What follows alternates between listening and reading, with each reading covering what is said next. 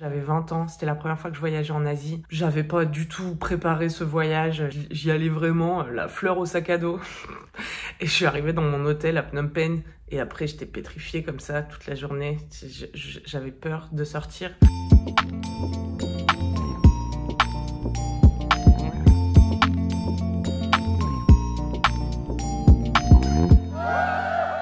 Oh hi! Si vous avez cliqué sur cette vidéo, vous êtes sûrement une femme qui rêve de voyager seule mais qui a peur. Perso, je voyage seule depuis plus de 10 ans. Je suis partie toute seule au Cambodge, au Liban, plus récemment au Maroc. J'ai voyagé seule au Brésil. Dans cette vidéo, je vais donc vous donner tous les conseils que j'aurais aimé recevoir avant de partir seule. Je suis actuellement en séjour seule à Marseille. Si vous regardez les vlogs, vous savez que j'ai rencontré par hasard une connaissance en Grèce. Synchronicity, et que cette personne m'a proposé de squatter son appartement pendant presque 15 jours. Je profite de Marseille, je vais au resto seul, je vais à la plage seule, je vis en quelque sorte ma meilleure vie. Attendez, je vous ai menti en fait, je suis pas toute seule à Marseille.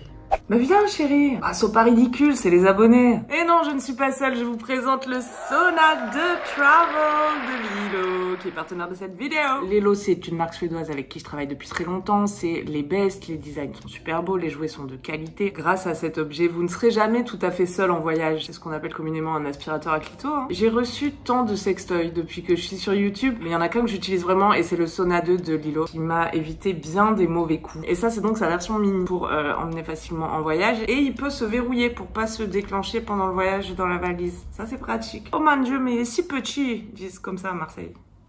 Il est lui aussi équipé de la technologie Sensonic qui envoie des ondes soniques vers votre clitoris au plus profond de votre corps. Ça fait un peu peur. En fait, ça veut dire que par rapport à des vibrations classiques, ça va plus en profondeur. Dieu sait si le clitoris est un organe surtout intérieur. Cette petite bouche, c'est du silicone médical, j'ai pas dit, c'est très doux. Offre une stimulation intense, mais néanmoins délicate, sans contact direct en tout cas. Il comprend 12 modes de plaisir que nous allons tester ensemble. Je mets mes lunettes de techno.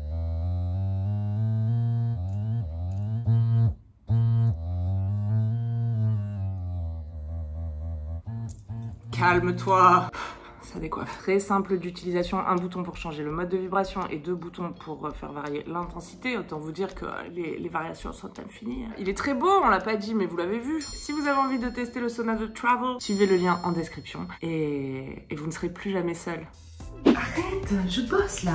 Infernal. La semaine dernière, on parlait du rapport au corps. C'était une vidéo sur les complexes où je prends un cours de danse très sexy. Et donc cette semaine, on va continuer finalement dans le thème d'être libre et de ne pas se laisser freiner par sa condition de femme. Je vous ai demandé sur Instagram si vous aviez des questions sur le fait de voyager seul. Vous m'avez demandé comment vaincre la peur de se lancer, comment se faire des amis, comment ne pas s'ennuyer, comment être en sécurité. Je vais répondre à toutes vos questions et d'ici la fin de cette vidéo, vous saurez tout ce qu'il faut savoir avant de voyager seul. Let's go. Ok, déjà je voudrais commencer en disant que voyager seul, c'est pas la panacée, c'est pas genre le must, c'est pas mieux que voyager à plusieurs, c'est juste différent, mais c'est pas un but à atteindre et si vous avez pas envie de voyager seul, c'est ok. Maintenant, si c'est quelque chose qui vous attire, mais que vous sentez que vous êtes retenu par des peurs, cette vidéo est là pour vous. Je pense que la première chose que je peux dire déjà pour vous rassurer, c'est que c'est normal d'avoir peur. Si c'est la première fois que vous allez voyager seul, c'est normal de pas tout savoir. C'est la première fois, vous l'avez jamais fait. Je pense que même en se préparant, on se sent jamais 100% prête, c'est normal. Après, il y a des choses qu'on peut anticiper, il y a des choses à savoir, et c'est l'objet de cette vidéo. La première question que j'ai beaucoup reçue, c'est comment se faire des amis. Oh, don't even worry. On reste jamais seul quand on est en voyage seul, ça, tous les gens qui ont backpacké solo vous le diront. En particulier, si vous logez dans des hostels, des auberges de jeunesse, ce genre de choses, où il va y avoir par exemple des dortoirs collectifs,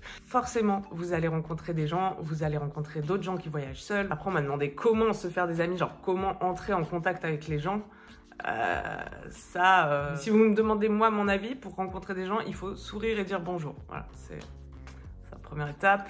Et puis peut-être que vous partez seul, mais que vous avez des contacts sur place, parce que l'idée, c'est pas de rester seul et d'explorer la solitude, c'est pas de se mettre en difficulté non plus, à part si vraiment vous voulez rallier le pôle Nord sans assistance, tu vois. C'est bien de recevoir de l'aide de gens qui sont déjà là-bas ou de gens qui sont allés là-bas. C'est sûr que vous avez un pote, d'un cousin qui est déjà allé dans le pays que vous visez, qui peut vous donner des conseils. Appelez-le, envoyez-lui un message, demandez un maximum de renseignements à des gens qui connaissent déjà le pays. c'est pas tricher. Il vous faudra l'aide d'autres gens et interagir avec d'autres gens. Et encore une fois, faites-moi confiance, vous resterez jamais bien longtemps seul. Au contraire, moi je pense qu'un bon conseil à donner quand on voyage seul, c'est plutôt de savoir fixer des limites. Parce qu'on pense tout de suite à comment est-ce que je vais me faire des amis. En fait, ça, je pense que ça se fait assez naturellement.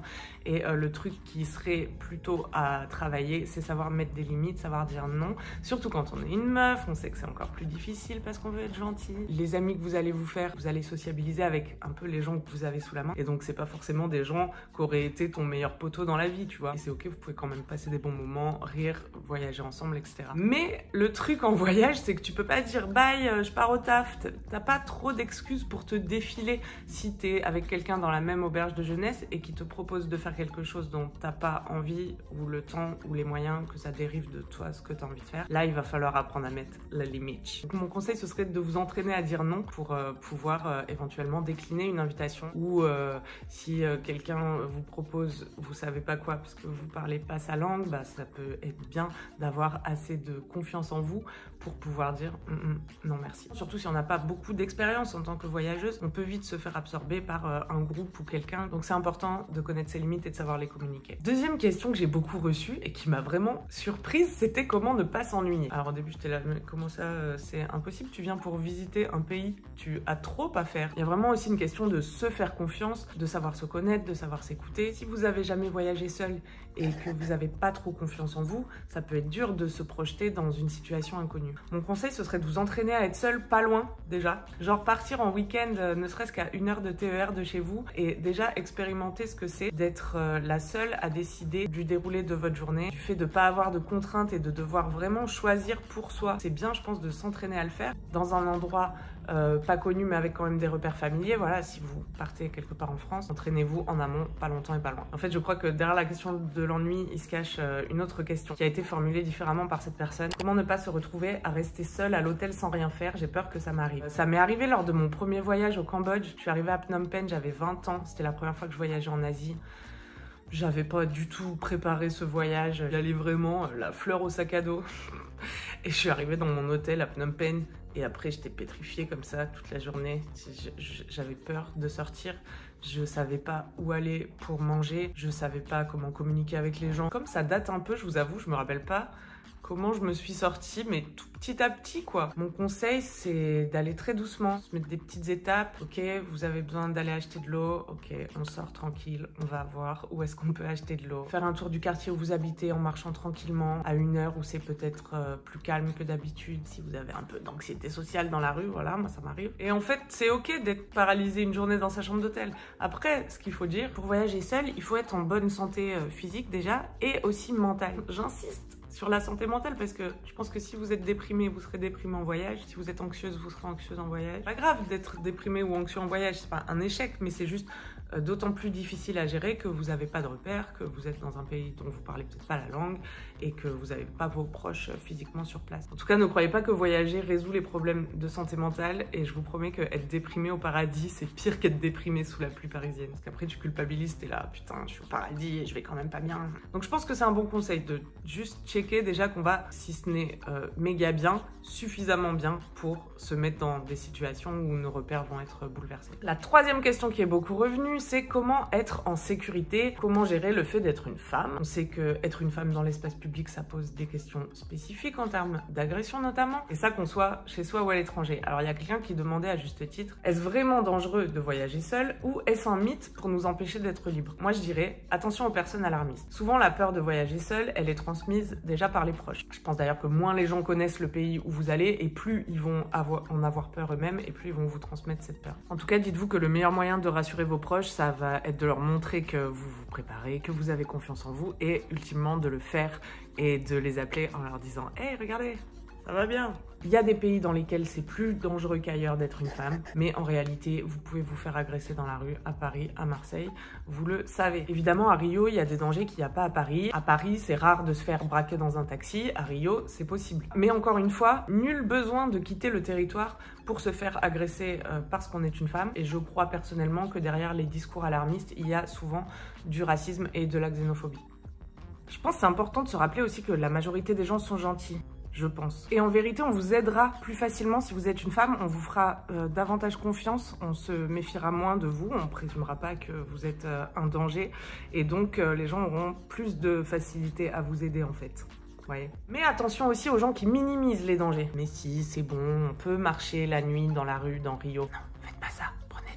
Mais les taxis peuvent se faire braquer. Oui, mais il y a un moment donné, il faut vivre. Une maman vous dira de faire attention. Alors, qu'est-ce que ça veut dire, faire attention? Donc vous, qu'est-ce que vous pouvez réellement contrôler pour prendre des précautions utiles et qui sont en rapport avec la réalité du pays où vous allez? Moi, mon conseil, ce serait de demander aux locaux, puisque c'est encore eux qui sauront le mieux vous indiquer comment ça se passe réellement, que ce soit les gens de votre hostel, de votre auberge de jeunesse, des gens qui vivent dans ce pays. Eux sauront vous dire les lieux qu'il faut éviter, à quelle heure, les moyens de transport à privilégier pour votre sécurité. Est-ce qu'on peut sortir son téléphone? Est-ce qu'on peut pas sortir son téléphone? Est-ce qu'on peut travailler avec son Mac sur une terrasse de café à Rio? La réponse est non. Donc faites vraiment confiance aux locaux parce que eux ils savent. Il faut ni minimiser les dangers, ni les exagérer. C'est possible de voyager seul quand on est une femme et c'est possible de rester en sécurité. De toute façon, quand on se fait agresser, c'est toujours la faute de l'agresseur. Donc ce que vous pouvez contrôler vous, c'est à mon avis 3 choses. Ne pas aller dans les lieux dont on vous a indiqué qu'ils pouvaient être dangereux. Ne pas consommer d'alcool ou de drogue en excès. Il faut que vous puissiez rester maîtresse de vos moyens et que vous puissiez prendre les décisions qui s'imposent si vous êtes en danger. Donc je pense que c'est une très mauvaise idée de se mettre dans des états seconds dans un pays qu'on ne connaît pas quand on voyage seul. Troisième truc, ne pas avoir l'air perdu. Alors autant que faire se peut, selon votre apparence et votre look, vous aurez de toute façon, quoi qu'il arrive, l'air d'une touriste. Mais dans la mesure du possible, ayez l'air d'une touriste qui sait ce qu'elle fait. C'est-à-dire si vous êtes perdu, c'est ok, ça arrive. Rentrez dans un magasin, checkez votre itinéraire tranquillement. Restez pas à un croisement, le nez en l'air, avec l'air totalement paumé. Vous avez l'air d'une proie. Ah oui, et quatrième truc, voyagez léger. Si vous êtes seul, vous n'allez pas pouvoir refiler votre sac à quelqu'un ou le poser pendant que vous allez checker tel ou tel truc. Ça veut dire que vous allez tout le temps porter vos affaires. Vous ne pouvez compter que sur vous, donc ne vous chargez pas trop. Et puis, mon dernier conseil pour être en sécurité, ce serait de faire confiance à votre instinct. Parce que c'est quand même un outil qui est là, qui est une technologie embarquée et que vous pouvez utiliser. Votre intuition ne manquera jamais de vous dire s'il y a un truc qui est un peu off. Donc vous, votre job, c'est d'apprendre à l'écouter. C'est encore une histoire de confiance en soi parce que souvent on reçoit le message et on se dit ah non mais peut-être que si. Là, tout le monde pense à ses relations amoureuses. Bah voilà, c'était mon dernier conseil. Est-ce que j'ai répondu à toutes vos questions? Si vous en avez d'autres, s'il vous plaît, mettez-les en commentaire parce que moi, ça me tient vraiment à cœur que vous voyagez seul si c'est ce que vous avez envie de faire. Ce serait vraiment triste que le fait d'être une femme vous empêche de faire des choses qui sont en réalité totalement possibles. Si vous avez envie de voyager seul à l'intérieur de vous, moi je crois que c'est que vous en avez le droit, les capacités. C'est normal d'avoir peur, ça veut pas dire que c'est pas fait pour vous ou que vous allez pas y arriver. Vous pouvez partir avec votre peur comme ça dans votre petit sac à dos. Juste gardez en tête que c'est vous qui êtes en charge et pas la peur. Ok, c'est bon. Vous allez acquérir des compétences, vous allez vous prouver à vous-même que vous pouvez le faire. Bien sûr, ça demande de s'y jeter à un moment, quoi. Franchement, je vous le souhaite parce qu'on rappelle quand même que voyager, c'est super, hein. Parce que là, on est sur le danger, les braquages. Mais voyager, c'est quand même une très belle expérience que vous méritez. Voilà, vraiment, n'hésitez pas si vous avez d'autres questions. Cliquez sur le lien dans la description si vous voulez aller voir les jolis produits de Lilo. Moi, je vous embrasse, je vous dis à bientôt. Prenez soin de vous. Ciao.